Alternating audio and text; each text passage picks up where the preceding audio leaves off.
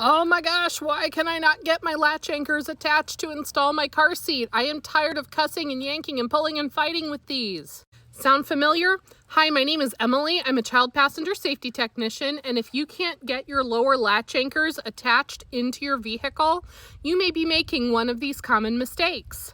Number one, most common reason that your latch anchors aren't reaching the bars in your seat crease is that they're in the wrong belt path. Often we see this when a seat is forward facing, but the parent has left the latch anchors in the rear facing belt path.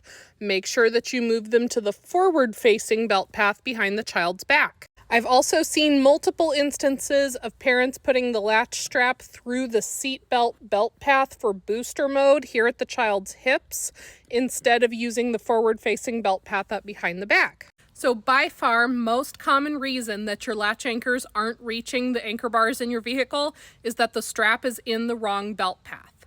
Second most common reason that latch anchor strap is not reaching is that you're trying to latch borrow with a car seat or in a vehicle that doesn't allow it. Latch borrowing means that you're trying to use the inner anchors from the two outboard seats to install a car seat in the center seat of your back seat.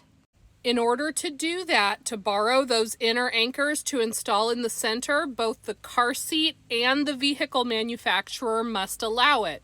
If either the car seat or the vehicle manufacturer says no, don't do it. Use the seat belt instead.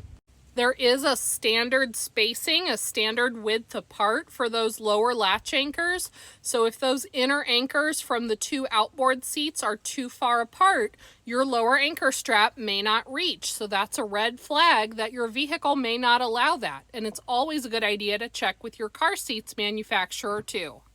Other reasons it may not be reaching, this one might seem like, well, duh, but you know what? We don't judge mom brain here, and sometimes we space it. Push the release button and make sure that you've extended it all the way.